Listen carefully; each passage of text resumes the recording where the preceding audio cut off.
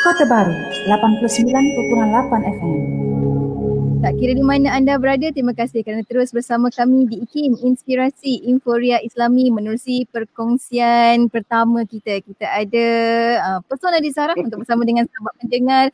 Tak lain tak bukan Ustaz Muhammad Abdul Alamin dah bersedia di hujung talian saat ini, yang mana anda boleh ikuti di FB IKIM FM, di YouTube IKIM dan juga di FB Ustaz Muhammad sendiri. InsyaAllah perkongsian kita pada hari ini bersama dengan Ustaz Muhammad. Tapi apapun, awalan ini nak ucapkan selamat datang Ustaz. Assalamualaikum. Waalaikumsalam warahmatullahi wabarakatuh. Masya Allah, seminggu tak jumpa Ustaz. Betul. Dan hari ini nak bersama dengan Ustaz, kita nak sambung lagi perkongsian menerusi Asmaul Husna, penyelesai masalah keluarga dengan nama Allah SWT yang seterusnya. Kali ini dah pun Ustaz nak kongsikan dengan kita dengan nama Allah SWT, An-Nafi'. Betul Ustaz? An-Nafi', betul. Silakan Ustaz, silakan. Okay, bismillahirrahmanirrahim. Assalamualaikum warahmatullahi wabarakatuh. Alhamdulillah. Wassalatu wassalamu ala rasulillah wa ala alihi wa sahbihi wa man tabi'ahu wa man nasarahu wa wala. Alhamdulillah, DJ Kak Eti, seterusnya kepada seluruh ibu-ibu, akak-akak, ayah-ayah, abang-abang serta adik-adik yang saya sayangi dan saya doakan dengan kebaikan sekalian. Pertamanya syukur pada Allah Subhanahu wa taala dengan limpahan kurnia dan rahmatnya pada kesempatan yang berbahagia ni. Pagi ini dapat sama-sama kita berada dalam Pesona Zahra dan kita sampai ke nama yang 92, iaitu An-Nafi'. Tahun ni insyaAllah kita akan khatam pengajian Asmaul Husna, penyelesaian masalah keluarga kita. InsyaAllah. Okey, ibu-ibu, kakak, tuan-tuan muslimin dan muslimat yang saya sayangi dan saya doakan kebaikan sekalian. Nama Allah An-Nafi', di antara rantaian nama Allah dalam Asmaul Husna, iaitu Allah Subhanahu wa taala An-Nafi'. Allah Subhanahu wa taala yang Maha memberi kebaikan dan manfaat. Jadi nama Allah An-Nafi' ini merujuk kepada pengurniaan kebaikan secara menyeluruh kepada manusia, dari sudut rezeki, kebaikan-kebaikan, harta benda, hidayah, ketakwaan, keluarga yang bahagia, takdir yang baik. Maknanya Allah menganugerahkan kebaikan-kebaikan dan manfaat-manfaat maknanya kepada hambanya, kepada manusia dan kepada hambanya. Jadi kita hari ini nak tengok Allah An-Nafi', Allah Subhanahu wa taala berikan kebaikan-kebaikan. Macam mana cara ataupun prasyarat untuk Allah Subhanahu wa taala An-Nafi' memberi kebaikan-kebaikan secara menyeluruh kepada kita. Kita kongsikan ada 3 syarat utama untuk Allah Subhanahu wa taala mengurniakan An-Nafi', kebaikan-kebaikan yang menyeluruh kepada kita ini. Okey, yang pertamanya apa? Yang pertamanya iaitu dengan kita membuat persediaan iman, keimanan. Iman adalah ma waqara fil qalb, apa yang ada dalam hati. Ma waqara fil qalb, apa yang ada dalam hati. Ada orang hari ini mempelajari tentang agama, mempelajari tentang keimanan, tapi perkara itu hanya berlegar-legar di akal dia. Sedangkan iman, apa yang kita belajar, kita nak bawa turun ke dalam hati. Dan iman ni perlu diusahakan. Seperti mana kita mengusahakan ilmu, selain daripada Allah anugerahkan kepada siapa yang Allah kehendaki, kita perlu mengusahakan dan kita perlu menjaga keimanan. Sebab iman dalam hadis Nabi SAW sifatnya adalah yazid wa yanqus. Yazid dia boleh bertambah. Dengan Pesona Zahra, alhamdulillah bertambah. Seminggu tak adil, dia turun. Maknanya dia yazid wa yanqus. Dia boleh bertambah, dia boleh naik dan dia boleh turun. Okey. Jadi maknanya kita perlu cari, kita perlu pelihara dan jaga. Dan kita kena kekalkan keimanan ini. Sebab dia perkara yang perlu kita kekalkan. Ada orang hari ini boleh hilang dia punya kepercayaan, auzubillah min zalik. Artinya seorang tu dia boleh maknanya terluput keimanan dia. Sebab tu kan dalam ada doa yang diajarkan, Allahumma ahyina bil iman wa amitna bil iman, wa adkhilna jannata ma'al iman. Allah hidupkan kami ni dengan iman, matikan kami dengan iman, dan nanti besok masukkan syurga, mana kami ke dalam syurga dengan iman. Yang maknanya apa yang perlu kita buat adalah kita perlu cari, kita perlu pelihara, dan kita perlu maknanya mengekalkan keimanan yang maknanya kita dibentuk itu. Jadi hari ini Apa makna iman? Bukan pada akal fikiran, tapi dia ma waqara fil qalb. Apa yang ada dalam hati. Ibu kakak tuan-tuan sekalian, hari ini dalam hidup kita ni, dengan kita mengetahui keimanan kepada Allah Subhanahu Wa Taala, kita rasa hati kita lebih tenang, kita akan bergantung kepada Allah Subhanahu Wa Taala dengan sebaik-baiknya. Sebab manusia ni kadang-kadang dia bergantung kepada dunia yang sementara. Orang yang hidupnya bergantung kepada dunia yang sementara, hidupnya akan rungsing. Kan? Hari ini kalau dia kata dia bergantung kepada harta, yang paling dia rungsing kalau harta tu hilang daripada dia. Sebab tu kadang-kadang orang akhirnya mencari harta dengan cara jalan yang haram, mengumpul harta sampai tidak mengeluarkan zakat. Sebab apa? Pergantungan hidupnya pada harta. Hari ini ada orang yang pergantungan hidup dia kepada pangkat. Maka dia akan berusaha untuk dapat pangkat itu sampai mengaibkan orang lain, sampai dia memfitnah orang lain dan sebagainya. Kan? Kalau dalam rumah tangga kadang-kadang ada orang yang bergantung hidupnya kepada suami. Kan? Maknanya kalau kerana pergantungan itu bulatnya kepada suami, yang paling rungsing apabila suami itu hilang. Apabila suami itu meninggal ataupun hilang, maksudnya paling dirungsingkan. Jadi kalau kita bergantung kepada keduniaan, yang paling kita rungsing adalah apabila dunia itu hilang daripada kita. Tapi apabila kita bergantung kepada Allah Subhanahu Wa Taala seluruh kehidupan kita, maka kita tidak akan rungsing.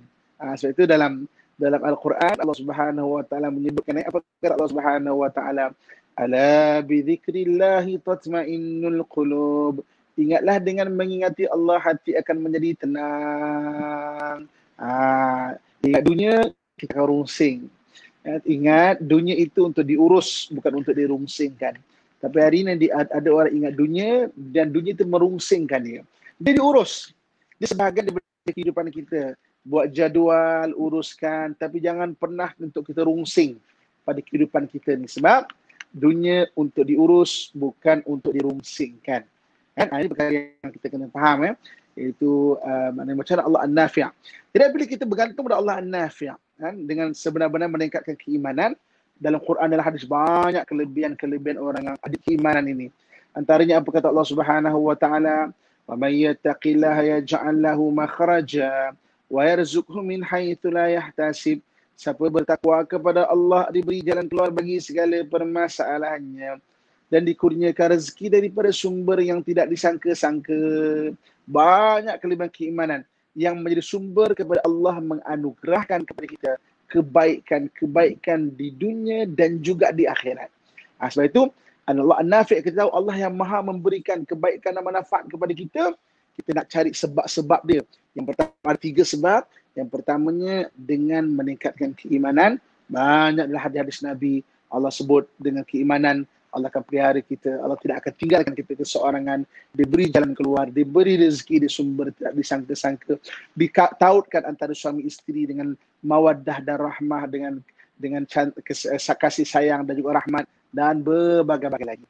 Jadi maknanya iman ma waqara fil qalb, apa yang ada di hati kita selalulah kena bergantung dan juga selalu berharap dengan Allah Subhanahu Wa Taala. Itu yang pertama. Bagi kita lihat dulu. Boleh.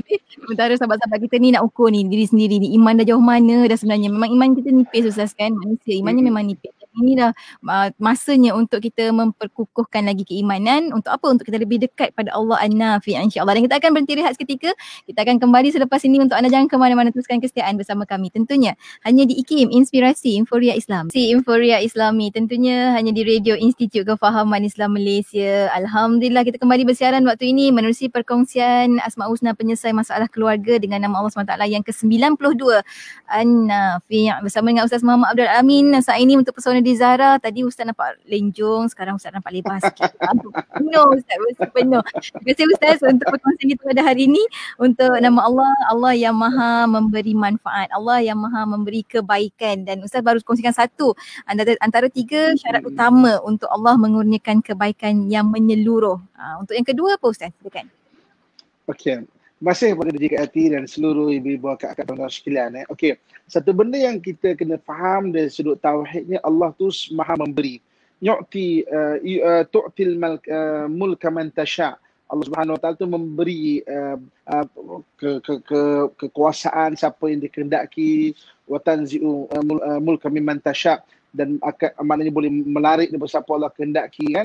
Itu adalah maksudnya kebaikan atas hikmah dan kebijaksanaan Allah Subhanahu Wa Taala untuk memberi sesuatu benda kepada manusia. Tapi kita bincang pada hari ini bagaimana kita mencetuskan sebab-sebab untuk Allah beri kebaikan tu. Sebab-sebab. Sebab orang kalau nak berjaya dalam hidup dia, dia kena banyak mencetuskan sebab-sebab untuk berjaya.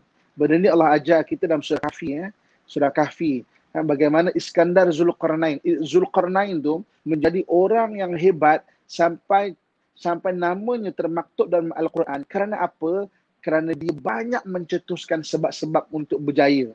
Kan kalau kita baca surah Kahfi kita akan jumpa thumma atba'a sababa. Dia ikut sebab-sebab untuk berjaya. Jadi hari ini kita nak macam mana Allah An-Nafi' nak kurniakan kepada kita sebagai sebab-sebab untuk mencetuskan Allah kurniakan kepada kita tu. Soal Allah nak bagi tu, itu urusan Allah Subhanahu Wa Taala, iaitu kekuasaan dan kebijaksanaan dan kemurahan rahmat Allah Subhanahu Wa Taala. Jadi yang pertama tadi, macam mana kita mencetuskan sebab-sebab Allah anugerahkan kepada kita kebaikan-kebaikan. Yang pertama dengan meningkatkan keimanan. Yang keduanya, ibu kakak, tuan-tuan muslimin dan muslimat dan rahmat Allah sekalian, yang keduanya iaitu dengan ilmu, dengan jalan ilmu. Dengan jalan ilmu. Jadi Allah Subhanahu Wa Taala sebut benda ni dalam Al-Quran.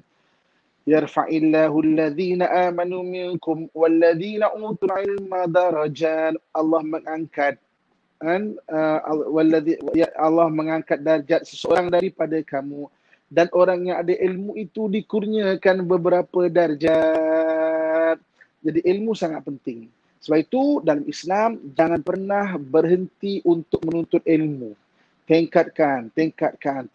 Banyak kita tahu, banyak lagi kita tak tahu. Percayalah cakap saya. Sebab itu mimani la ta'allamani. Dua jenis mim ataupun dua golongan yang takkan dapat ilmu. Al-mustahi wal mutakabbir. Al-mustahi ini maknanya orang yang malas. Orang yang tak ada rasa cukup dengan ilmu, dah malas lah, cukuplah. Dan wal mutakabbir, dan yang keduanya orang yang sombong dengan ilmu dia. Maknanya itu orang takkan dapat ilmu. Ilmu Allah sangat luas. Dengan ilmu adalah penyebab untuk Allah kurniakan seorang itu dengan kebaikan-kebaikan. Dengan ilmu kan? Jadi Allah SWT menjadikan antara sebab-sebab untuk Allah kurniakan kebaikan-kebaikan dengan ilmu. Tingkatkan ilmu. Dan ilmu Allah tu sangat luas. Jangan ingat kita dah mahir dalam ilmu mutawif. Mutawif ni bawa orang pergi Mekah, jadi bawa pergi umrah, bawa orang pergi haji. Ilmu mutawif kita memang tinggi. Mungkin kalau di sudut akademik dia, ilmu mutawif kita sampai peringkat PhD lah. Ilmu mutawif, tanya je tempat mana-mana, Mekah Madinah sampai PhD lah. Maksudnya memang apa saja boleh jawab. Belum tentu ilmu Al-Quran kita juga tahap PhD. Ada orang kadang-kadang ilmu mutawif tu tinggi, ilmu Al-Quran dia mungkin dia tak semahir orang yang memang mendalami ilmu Al-Quran. Ada orang hari ilmu ekonomi dia, sebut saja teori-teori ekonomi, sebut saja dia boleh faham, dia sangat tahu. Belum tentu ilmu rumah tangga dia hebat. Jadi kadang-kadang kita tengok, dia tu PhD dah Ustaz. Tak kalah dia tak tahu. Kalau PhD dalam sesuatu bidang, belum tentu dia tahu semua benda. Sebab itu kita perlu adil melihat seorang itu, satu. Yang keduanya kita juga perlu faham diri kita. Jangan anggap kita dah alim. Sebab pertama kita dah rasa sombong dengan ilmu, kita rasa kita tahu semua benda, terhentilah Allah SWT akan kurniakan kebaikan-kebaikan kepada kita. Kalau kita rasa kita tahu semua benda dah benda tu. Betul tutup ilmu. Dalam personal Zahra ni satu benda lah kan. Banyak benda yang kita kongsikan dan kita belajar daripada pendengar-pendengar yang bagi respon, yang tanya soalan. Sebab soal miftahul ilmi. Soal itu adalah kunci kepada ilmu. Kadang-kadang tanya, kita bercakap, ada juga masalah macam begini. Sebab itu personal Zahra sangat bagus untuk meningkatkan dalam bab rumah tangga. Bab rumah tangga. Kalau nak cerita meningkatkan ibadah, dia ada slot lain. Dia ada slot tahsinul ibadah. Sirah, dia ada slot sirah dia. Boleh tengok maknanya rancangan-rancangan yang lain.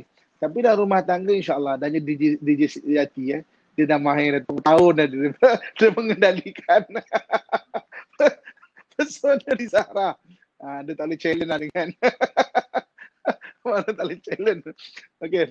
Tapi saya nak cerita sini maknanya mengenai ilmu kan. Maknanya nak mendekat ibadah dia ada ilmu. Rumah tangga ada ilmu dia. Jadi jangan pernah berhenti belajar untuk menuntut ilmu. Okey.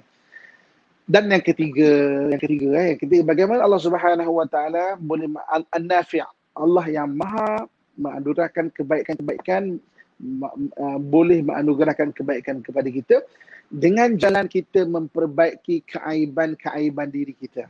Kan? Ibu-ibu kakak, kadang-kadang banyak keaiban diri kita terhalang banyak anugerah-anugerah kebaikan. Banyak anugerah-anugerah kebaikan yang ada di sekeliling kita terhalang kerana keaiban diri kita yang tidak kita tingkatkan. Kan? Kadang-kadang peluang banyak, tapi kenapa kita tak dapat? Kenapa orang lain yang dapat? Sebab kadang-kadang banyak keaiban diri kita. Masa tak tepat, kan? Cakap menyebesar. Jadi mana kebaikan itu terhalang sebab keaiban yang kita tidak memperbaiki dia. Semua manusia ada keaiban, semua manusia ada kelemahan-kelemahan. Sebaik-baik kita adalah orang yang meningkatkan kelemahan diri dia. Dalam Quran sendiri Allah Subhanahu Wa Taala sebut benda ini. Qad aflaha man tazakka. Beruntunglah orang yang sentiasa memperbaiki dirinya. Ibu-ibu, kakak-kakak, ayah-ayah, babang saya sekalian, kan kita semua lahir, kita ada kelebihan semula jadi dan kita ada kekurangan semula jadi. Jangan kita tersilau dengan kelebihan semula jadi kita tanpa kita perasan ada kelemahan semula jadi. Kadang-kadang orang tu inborn, lahir dia ada kelebihan semula jadi. Contoh, kelebihan semula jadi dia memang suka mengemas, tak payah disuruh-suruh, dia memang suka mengemas. Kan? Jadi kalau kat rumah dia kata, abang nak apa lagi? Saya kemas rumah dah, saya layan abang macam raja dah. Padahal mengemas tu inborn dia. Lahir tu dia memang suka mengemas. Kan? Jadi jangan tersilau dengan kelebihan semula jadi kita. Kelebihan kekalkan dan tingkatkan. Yang kita nak tahu kelemahan semula jadi kita. Memang kita suka mengemas. Tapi suami sikit punya hal, ubat gigi pun boleh bergaduh. Abang, ubat gigi tu apa? Abang ni picit daripada tengah, picit daripada bawah lah. Kita tak perasan. Ada benda yang toleransi kita kena besar kan. Sebab kita orang yang SOP, mengemas. Ubat gigi pun boleh bergaduh. Kan? Sebab macam-macam stokin pun boleh bergaduh. Kan? Kita kadang-kadang ada kelebihan semula jadi. Kita lupa kelemahan semula jadi kita. Pitching suara tinggi, kita tak perasan tu. Kan? Pitching suara tinggi. Kan? Awak ni kasar lah dengan saya. Mana saya kasar? Pandai-pandai kata kita kasar. Itu orang kasar ke? Oh ya ke? Dia bagus banyak benda. Tapi kelemahan semula jadi tu dia tak perasan. Dia kena manage. Jadi kadang-kadang banyak rezeki, peluang-peluang, kebaikan-kebaikan terhalang kerana keaiban diri kita yang tidak kita baiki. Banyak kadang-kadang. Kan? Kadang kita perangai kita macam tu. Kan? Orang nak datang rumah kita pun orang malas nak datang. Sebab apa? Alah datang rumah tu kena bebel. Datang kena bebel je kan. Maknanya orang tak mau datang. Sedangkan tamu datang bawa rahmat. Dengan perbualan-perbualan tu at least menambah kita punya idea-idea nak buat apa. Ada orang kadang-kadang memang belajar main golf. Main golf belajar kenapa? Daripada golf tu jumpa orang untuk mencana idea. Tetamu datang rumah kita, kadang kita berbual, kita dapat idea tau, kebaikan. Tapi keaiban-keaiban akan kadang-kadang menghalang seseorang tu dari dilimpahi dengan kebaikan. Sebab tu kita kena tengok apa kelemahan kita. Kelemahan kita tak sama. Ada orang kelemahan itu, ada orang kelemahan ini, kelemahan tak sama. Kan? Ada 2-3 benda, ini kita kena tahu. Cari, jangan sampai terhalang kebaikan-kebaikan melimpah kepada diri kita kerana keaiban yang tidak kita tingkatkan. Keaiban yang kita tidak tingkatkan. Dan jangan biarkan hidup kita ni sampai tua ada keaiban-keaiban macam itu dan kita feel good dengan keaiban itu. Ada orang kadang-kadang memang bab nafkah dia tak ada masalah. Memang orang inborn daripada kecil memang bertanggungjawab. Daripada kecil dengan mak ayah dia pun jaga, bertanggungjawab, adik-beradik bertanggungjawab. Dia kahwin dengan kita sebagai seorang suami, sebagai seorang isteri memang jaga rumah tangga. Tapi keaiban, kelemahan pula kalau buka kain tu melengkar macam ular sawa tu. Itu benda-benda yang Kita kena tengok, ini something wrong sebenarnya. Tapi ada orang feel good tau, macam tu tau. Kan? Dia feel good. Oi, kadang-kadang saya apa kurang saya? Rumah saya sediakan. Okey, tu semua memang okey. Kita tak cakap tu tak okey. Tapi jangan feel good dengan benda yang lemah. Alah kain ni kot, tengah bergaduh. Memang okey, kita tak perlu besar-besarkan. Tapi kita kena faham, itu something wrong. Kita tak kena. Kita tak kena membiarkan kain seperti ular sawa di dalam bilik dan di mana-mana, itu tak kena. Itu bukan benda yang good habit.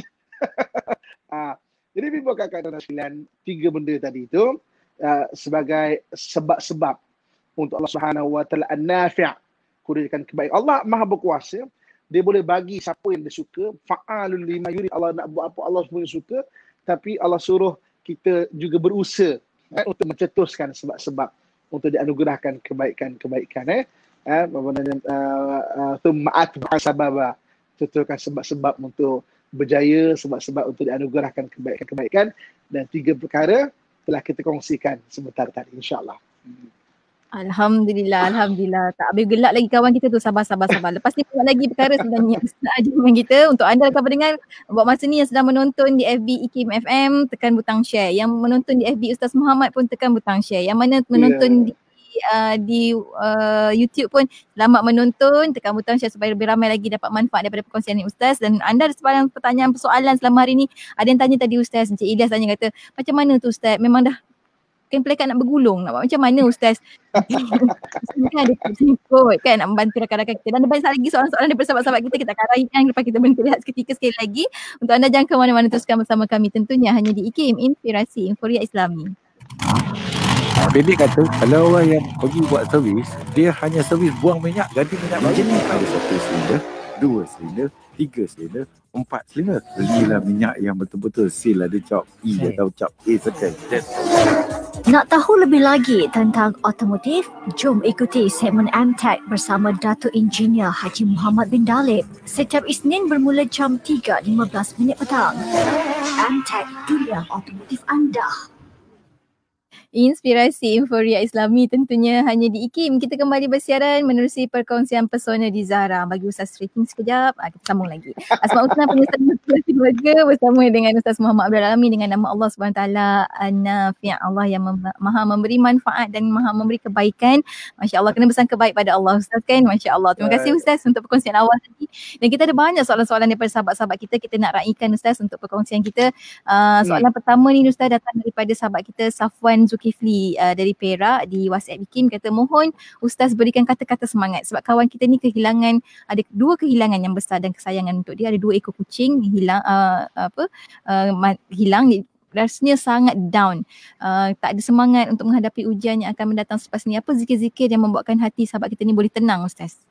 Okey, pertama kita kena faham dari sudut kefahaman kita. Allah tidak akan menguji kita pada benda yang kita tak kuat, kan? Dan tak kuat di sini setiap orang tak sama.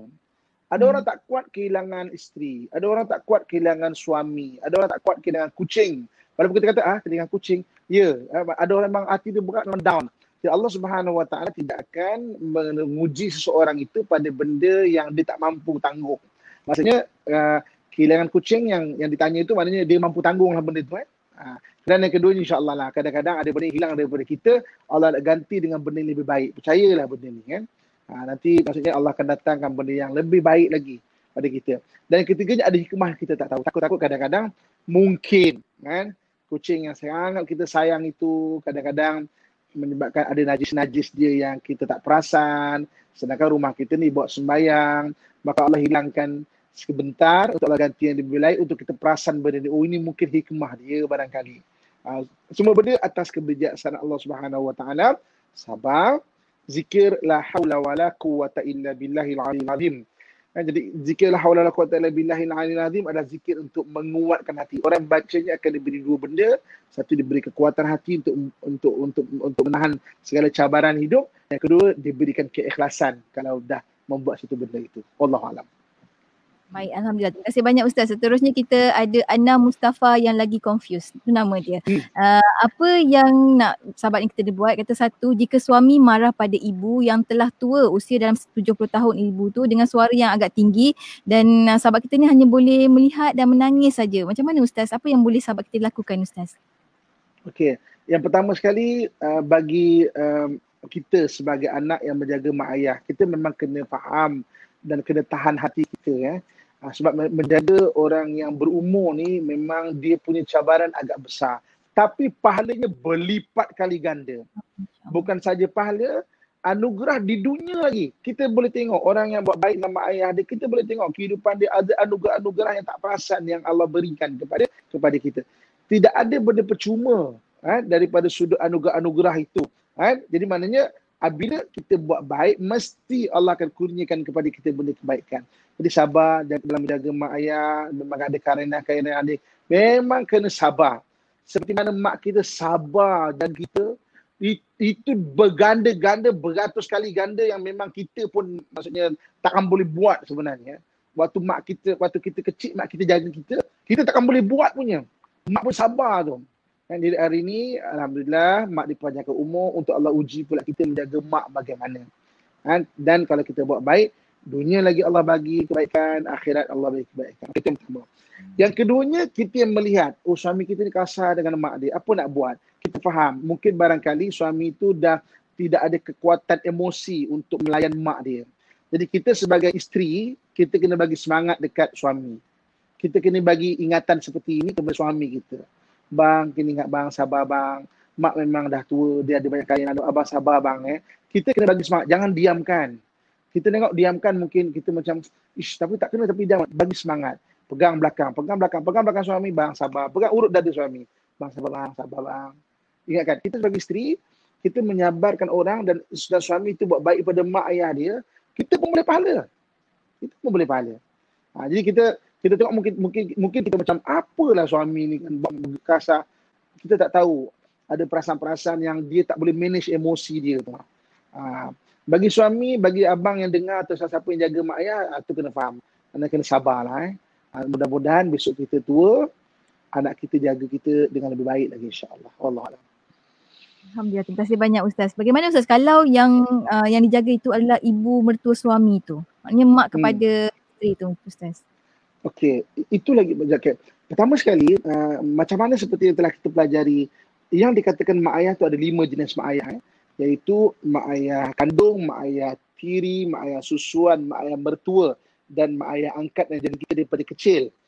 Jadi, kita kahwin dengan satu orang perempuan, kita bukan berkahwin dengan dia saja, kita berkahwin dengan tanggungjawab yang ada di bahu dia. Kalau dia ada mak ayah isteri tu jadi mak ayah kita. Betul ada orang katakan, anak saya semua perempuan Ustaz. Habis kalau dia kahwin saya ni tak siapa nak jaga saya. Maknanya menantu-menantu tu dia akan ambil kita sebagai mak ayah dia. So mak ayah mertua macam mak ayah kandung. Kan? Maknanya jaga dengan sebaik-baiknya. Jadi kalau dia kasar dengan mak mertua yang dia pun sama-sama jaga, maknanya anak rasa macam something orang. Sama macam tadi, maknanya pegang dada suami, bang sabar bang, saya faham abang penat.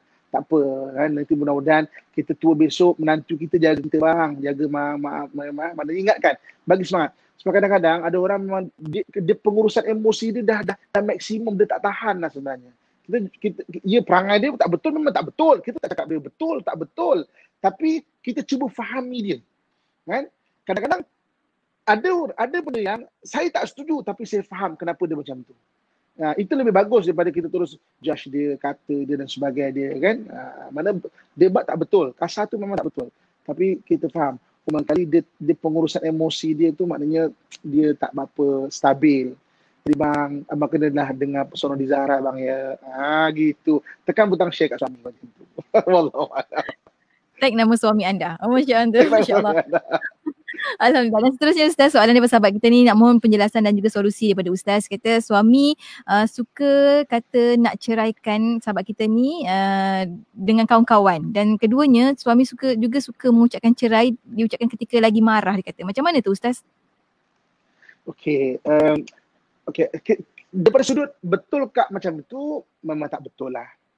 Takut cakap nanti maksudnya jadi betul. Okey. Tapi kita cuba tengok kenapa suami boleh sampai begitu, kan? Jadi kadang-kadang mungkin juga kita yang selalu provoke sebelum ini sampai dah ada encoded assumption. Encoded assumption ni maknanya telah ada pemikiran begitu kat suami, aku tak tahan lah dengan dia ni, tak boleh lah. Cuma mungkin ada benda-benda lain yang masih menahan dia daripada tak melafazkan macam tu. Kan? So maksudnya, okey, daripada satu sudut, suami tu kalau bercakap sebagai mainan bahasa, maknanya tak bagus lah. Tapi kita tengok, kadang-kadang yang bertanya tu, dia tak cerita tu apa yang berlaku sebelum 5 tahun ataupun 10 tahun kebelakangan yang mungkin suami tu sampai jadi macam tu. Suami tu dah kena macam, mungkin so-called torture lah kan. Sampai dia dah tak betul sikit. Dia sudah sikit dah cerita bercerai kadang-kadang. Tak betul tu bukan tak betul. Ni maksudnya tak betul di sudut praktis dia bercakap tu kan. Jadi mana kalau dia berkahwin bercakap macam itu, memang dia tu jenis macam itulah. Tapi kalau kita tak cerita, mungkin yang bertanya tak bercerita, 5 tahun saya buat suami saya, dia tak cerita kan. Tapi seseorang bagi respon, tentu ada sebab-sebab dia. Apa yang trigger dia macam tu. Okay? Kalau memang dia cakap macam tu, memang tak betul dia, baiki dia lah. Tapi kalau dia kata dia cakap tu sebab ada benda yang dia merajuk, sampai dia cakap macam tu, pujuklah dia. Suami pun macam isteri juga.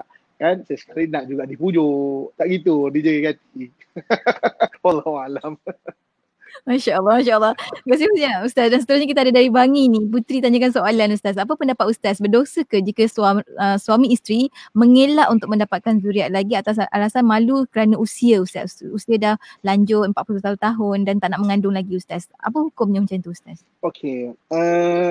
Bila kita sebut hukum ya, pertama sekali yang paling bagus yang hantar satu surat pergi ke bahagian mufti, tanya soalan dan dapatkan jawapan daripada Jabatan Agama kita mufti. Kalau tanya ustaz, 1000 jawapan kan. Tapi kalau nak tanya, kalau hari ni kita tanya kat saya akan jawab bagian-bagian. Tanya ustaz lain mungkin akan jawab bagian-bagian. Jadi bila tanya bahagian Jabatan Agama, maksudnya kita cerita detail sebab apa. Tapi personal saya kan, kalau dia kata satu orang tu tak nak anak lah sebagainya, maksudnya dia saja yang tahu kenapa, dia saja yang tahu kenapa, dan apa yang dia rasa, apa yang alasan-alasan dia sesuai tak dengan syarak, atau bincangkan dengan bahagian fatwa Jabatan Agama Islam negeri masing-masing. Itu paling bagus. Nanti kalau tak, maknanya saya cakap macam ni, nanti ustaz dah cakap lain. Mereka ada pandangan peribadi mereka berdasarkan ilmu dan keadaan, dan kadang-kadang mungkin ada benda kita tak cerita semua. Kan kita tak cerita semua kadang-kadang kan. Jadi kalau jabatan mufti dia akan lebih detail lagi.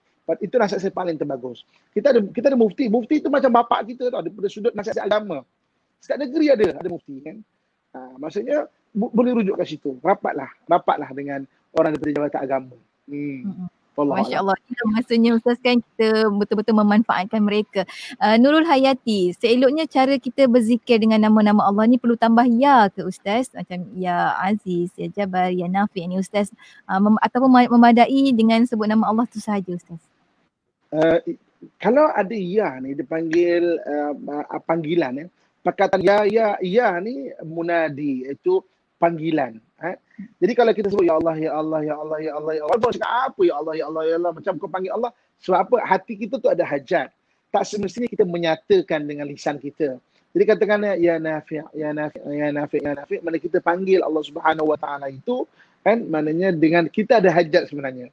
Hajat tu kita yang tahu, hati kita tahu. Sebab tu dalam Al-Quran Allah Subhanahu Wa Taala sebut walillahil asmaul husna fad'u biha.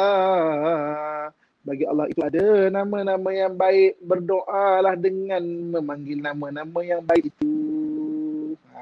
Maknanya bagus tambah ya, dan ya tu sertakan dengan hajat apa yang kita hajatkan kepada Allah Subhanahu Wa Taala. Wallahu a'lam.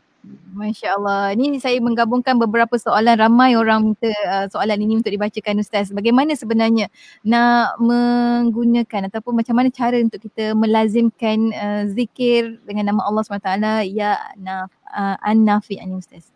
Okey. Yang nafi' ni kelebihan dia adalah untuk Allah pemudahkan kita banyak benda dan menganugerahkan kepada kita benda-benda yang kita tak tahu dan tak apa kebaikan-kebaikan yang kita tak tahu, yang tak perasan Allah anugerahkan kepada kita. Bagus sangat kalau kita menggunakan nama Allah yang nafi' ni kan. Kemudian bacalah nama-nama Allah Subhanahu Wa Taala ini, alladzina yadhkuruna Allah qiyaman wa qu'udan wa 'ala junubihim. Kan? Mana dalam Quran Allah sebut orang yang mengingati Allah dalam keadaan berdiri, duduk, baring, dan sentiasa ingat Allah Subhanahu Wa Taala. Sebab kalau kita ingat Allah Subhanahu Wa Taala, syaitan tu tak ada ruang untuk masuk ke hati. Bisikan syaitan ni jahat sebenarnya. Dia meragukan, dia melalaikan, dia menyebabkan membisikkan kekecewaan. Jadi kita yang faham ni, kita semarakkan hati kita dengan nama Allah Subhanahu Wa Taala agar bisikan syaitan itu tak jauh daripada kita, tak berani nak dekat daripada kita. Allahuakbar. Ya Allah, Masya Allah, hindarkan daripada bisikan syaitan. Terima kasih banyak Ustaz. Dan kita ada sahabat kita ni kira macam testimoni iman jugalah Ustaz. Putus tunang pada pertengahan tahun ini dan memang tak boleh nak lupa pada bekas tunang, kemudian membiasakan membaca Ya Ghafur Ya Syakur. Terima kasih banyak Ustaz katanya. Masya Allah, Masya Allah. Itu testimoni iman Ustaz kan, Masya Allah. Betul, testimoni iman, Masya Allah. Masya Allah, Masya Allah. Tahniah. Yang lain-lain pun kita bolehlah Ustaz kan, mengamalkan Ustaz kan, menyebut-nyebut nama Allah SWT. Kita sampai ke hujung dah Ustaz sebenarnya. Mungkin sedikit kesimpulan daripada Ustaz, silakan.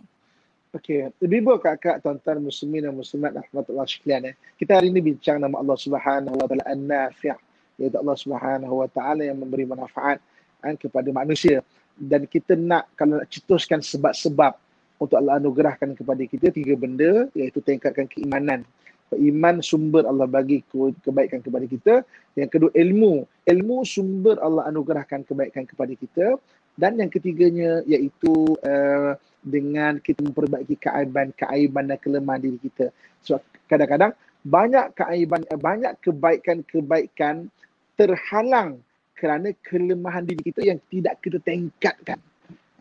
Maksudnya banyak rezeki ada sekeliling kita kadang-kadang terhalang sebab kita punya kelemahan dan diri yang tidak kita tingkatkan. Sebab itu teruslah memperbaiki diri, dan beruntunglah qad aflaha man tazakka, orang yang sentiasa memperbaiki dirinya, insya-Allah. Wallahu a'lam. Masya-Allah. Terima kasih banyak Ustaz. Dan kita ujung ni Ustaz, kita tutup dengan doa. Silakan Ustaz. A'udzubillahi minasyaitonirrajim. Bismillahirrahmanirrahim. Alhamdulillahi Rabbil Alamin. Wassalatu wassalamu ala ashrafil anbiya'i wal mursalin wa ala alihi wa sahbihi ajma'in. Alhamdulillahi Rabbil Alamin. Hamdan yuafi ni'amahu wa yukafi'u mazidah. Ya Rabbana lakal hamdu kama yanbaghi li jalali wajhika wa 'azimi sultanik. Ya Allah, ya Tuhan kami, kurniakan kebaikan kepada kami di dunia ya Allah. Kurniakan kebaikan kepada kami di akhirat ya Allah. Dan hindarkan kami daripada azab api neraka-Mu ya Allah. Ya Allah, ya Nafi', Engkaulah yang memberi kebaikan dan manfaat kepada kami ya Allah. Kurniakan rezeki yang halal kepada kami ya Allah. Kurniakan takdir yang baik kepada kami ya Allah. Kurniakan kepada kami keluarga yang bahagia, anak-anak yang soleh dan soleh ya Allah. Kurniakan kepada kami keluarga yang menyenangkan hati kami ya Allah, yang menggembirakan kami dari dunia sehingga ke akhirat ya Allah. Ya Allah, ya Nafi', kurniakan kebaikan-kebaikan-Mu kepada apa yang kami usahakan ya Allah. Ya Allah, ya Nafi', kurniakanlah kasih sayang-Mu apa yang kami buat ya Allah. Kurniakan keberkatan dan rahmat-Mu di atas segala usaha kami ya Allah.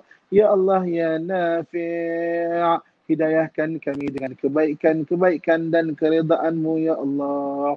Allahumma rabbana atina fid dunya hasanah wa fil akhirati hasanatan wa qina adzabannar wa adkhilnal jannata ma'al abrar ya azizu ya ghaffar ya rabbal alamin. Wa sallallahu ala sayyidina wa maulana Muhammad وعلى آله وصحبه أجمعين. سبحان ربك رب العزة عما يصفون وسلام على المرسلين Walhamdulillahi rabbil alamin. Taqabbalallahu minkum minna wa minkum taqabbal ya karim. Alhamdulillah. Terima kasih banyak Ustaz untuk perkongsian pada hari ini. Bertemu kita minggu hadapan insya-Allah Ustaz untuk perkongsian kita InsyaAllah. seterusnya dengan nama Allah SWT yang ke-93. Assalamualaikum Ustaz. Waalaikumsalam warahmatullahi wabarakatuh. Dan untuk anda rakan pendengar, teruskan bersama kami di IKIM, Inspirasi Inforia Islami. Kita adalah insan